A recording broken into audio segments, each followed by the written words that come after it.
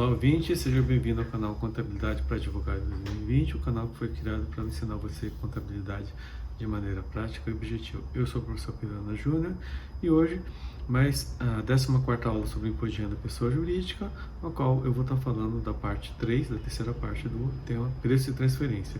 E hoje a gente vai falar dos métodos que são aplicados para as exportações de produtos, né? Então é um preço mínimo que tem que observar de maneira para evitar a transferência indireta de lucros, né? De um país para o outro, ou seja, deixar de tributar o lucro aqui no Brasil e que o lucro fosse gerado no país lá fora, que tenha uma tributação favorecida ou que tributa renda. Então, para evitar esse tipo de operação, que era muito comum, a partir de 1997, com a Lei 9.430, foi criada a metodologia dos preços de transferências, que tem que ser observada em operações praticadas com pessoas vinculadas ou com operações com o país que não tribute a renda ou tribute a renda a um alíquota inferior a 20%.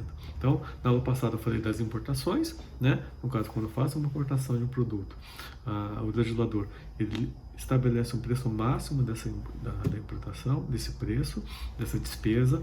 Portanto, essa despesa, se ultrapassar um desses métodos que o legislador estabeleceu, tem que ser oferecida a tributação, tem que ser adicionada a base de cálculo do imposto de renda. Então, são eles 3 métodos, mas o quarto que é para commodities. Então, você tem lá o PIC, que é preço independente comparado, você tem o PRL, que é preço de revenda menos lucro, você tem o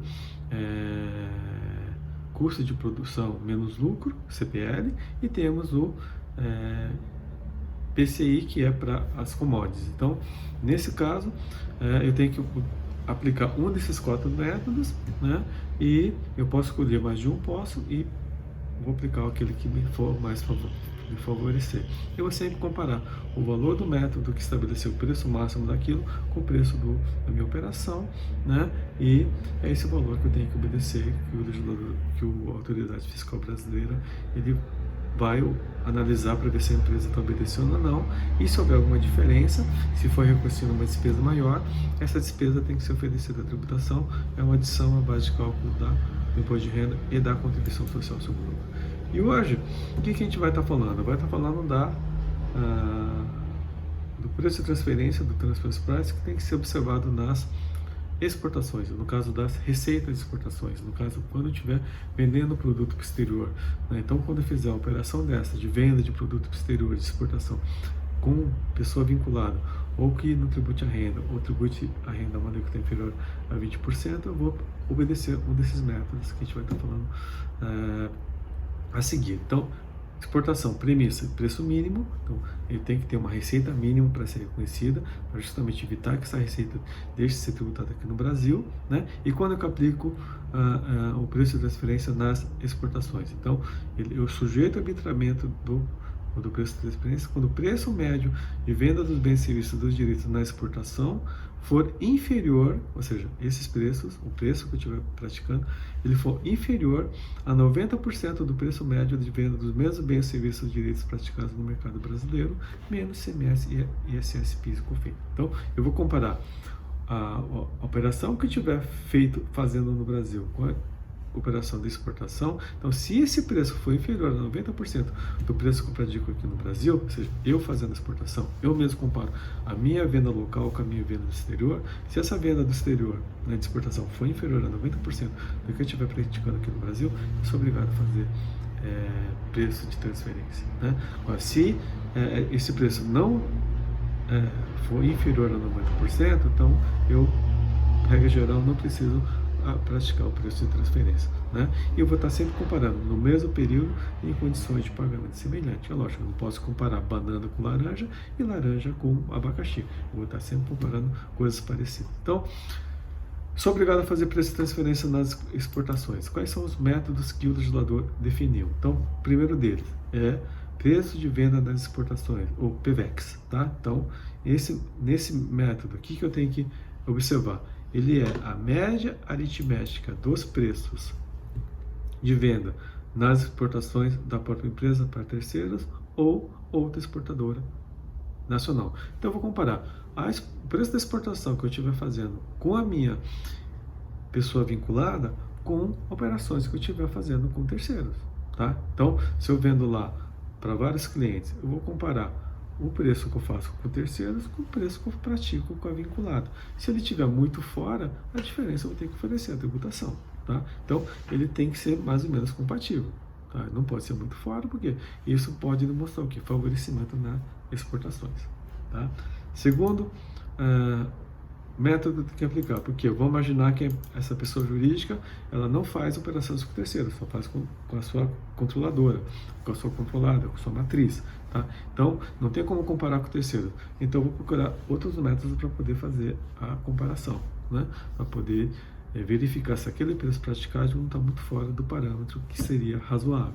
Então, segundo método, preço de venda por atacado no país de destino menos lucro, PVA. Então, operações que eu vou comparar, que é a venda de atacado, tá? Então, é a média aritmética dos preços de venda de bens idênticos ou similares praticados no mercado atacadista no país de destino. Então, eu vou comparar lá, né, o que está sendo feito no atacado naquele país, subtraído dos impostos e uma margem de lucro de 15% sobre preço de venda no atacado. Então, eu vou estabelecer, né, uma margem de lucro aí de 15%. Tá? Então, vou pegar o preço que está praticando lá no país em operação de atacado, coloco uma margem de lucro de 15%, esse é o valor mínimo que tem que ser observado aqui no Brasil. Se tiver reconhecido uma receita por valor inferior, tem que ser oferecida a tributação à diferença. Terceiro método, né, que é preço de venda no varejo no país de destino, ou PVV, tá? Então, o PVV, o que eu vou fazer? Ele é a média aritmética dos preços de venda no mercado varejista. No PVA é mercado atacadista, aqui eu estou falando mercado varejista, no país de destino, menos lucro de 20%. Tá? Então aqui eu tenho uma margem de lucro de 20%, né, que eu vou estabelecer. Eu vou comparar o preço que eu estou praticando na exportação com o preço que eu tiver lá no país de origem, margem de lucro de 20%. A diferença que não for reconhecida no Brasil tem que ser oferecido a tributação aqui no Brasil. Tá? E temos o quarto método de exportação, que são 4, né? Então você tem lá o PVEX, PVV, então preço de exportação, preço de atacadista, preço de mercado de varejo, e agora tenho o custo de aquisição ou de produção mais lucro, ou CAP, né? Então é o quarto método. Então, no caso da exportação, no CAP, o que eu tenho que observar? É a média aritmética de custo dos bens, serviços ou direitos exportados, né, mais tributos, ou seja, incidentes na exportação e no Brasil, né, e margem de lucro de 15%. Tá? Então eu tenho o quê? Tenho o PVEX, que eu vou comparar o meu preço com o preço que eu pratico com terceiros. Eu tenho o PVA, né, que eu vou comparar com o mercado atacadista. Eu tenho o PVV, que eu vou comparar com o mercado varejista, e tenho o CAP, que eu vou comparar o custo, né, dos bens e serviços aqui no Brasil, com uma margem de lucro de 15%. Tá? Então, são 4 métodos na exportação, e também eu tenho métodos específicos para as commodities. Então, importação eu tenho 3 mais commodities, exportação eu tenho 4 mais commodities também. Então, no caso das commodities, eu vou observar o que? O PSEX. Tá? Então, o que é o PSEX? Eu vou utilizar como metodologia valores médios diários da cotação de bens e direitos sujeitos a preços públicos em bolsa de mercadorias e futuros internacionalmente reconhecidos, semelhante ao PCI das importações. Aqui também eu vou comparar o preço que eu pratiquei com o que está sendo negociado no mercado internacional. Então, se estiver muito fora daquilo que está sendo praticado no mercado internacional, nas bolsas, a diferença tem que oferecer a tributação. Tá? Então, exemplos de commodities: milho, café, açúcar, algodão, suco de laranja, soja, trigo, petróleo, etanol, ouro e gás natural. Então, essas commodities que têm negociação em bolsa internacional, eu também tenho que observar o valor negociado e eventual diferença oferecer a tributação, porque se eu estiver fazendo exportação por valor muito inferior ao valor do mercado, tem que oferecer a tributação. Tá? Justamente para quê, gente? Porque o legislador evita, né, que o lucro não seja tributado no Brasil, tá? Que haja uma evasão de divisas aí nessas operações. Então, por isso que ele faz a limitação. E assim como nas importações, nas exportações também. Eu vou comparar sempre operações entre empresas não vinculadas e posso, se eu puder aplicar mais de um método, e adotar o menor valor dos valores calculados. E sempre, né, gente? Eu vou sempre comparar o que eu apurei dos métodos com o preço da operação, né? E se o valor do método superou o preço da operação, eu vou adotar o preço da operação. Lógico, não faz sentido, né? Então, aqui é para estabelecer o quê? Estabelecer um valor mínimo das receitas que tem que ser reconhecidas, justamente porque para evitar que haja uma não tributação de lucro aqui no Brasil.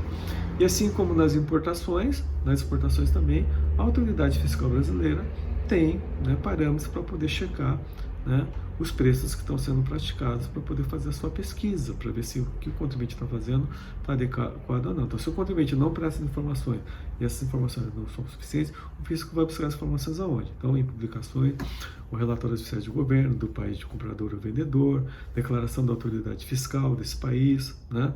Quando o Brasil tiver acordo para bitributação, para intercâmbio de informações, pesquisa efetuadas por empresas ou instituições de notório conhecimento técnico, de reservas renomadas, publicações técnicas, especifica o setor, o período, as empresas pesquisadas e a margem encontrada, né, identifica com empresas os dados coletados e trabalhados, justamente para ter a comparação, para justamente fundamentar a autuação, caso chegue nesse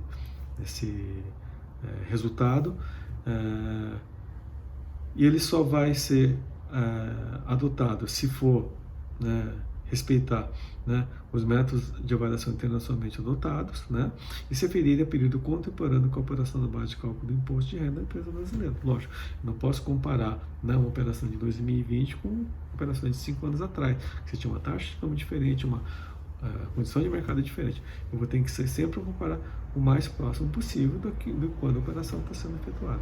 Tá, gente? Então, é isso que eu queria falar na aula de hoje, terminando assim a nossa matéria preço de transferência, falando dos métodos que tem que ser observados nas exportações, né? Ou seja, eu tenho uma receita mínima para reconhecer, justamente para evitar que o lucro não seja deixado de ser tributado aqui no Brasil. Então, são 4 métodos, mais o das commodities. Então, você tem o PVEX, você tem o PVV, você tem o PVA, você tem o CAP, né? E tem o PSEC, que é aplicado para as commodities. Então, justamente isso visa o quê?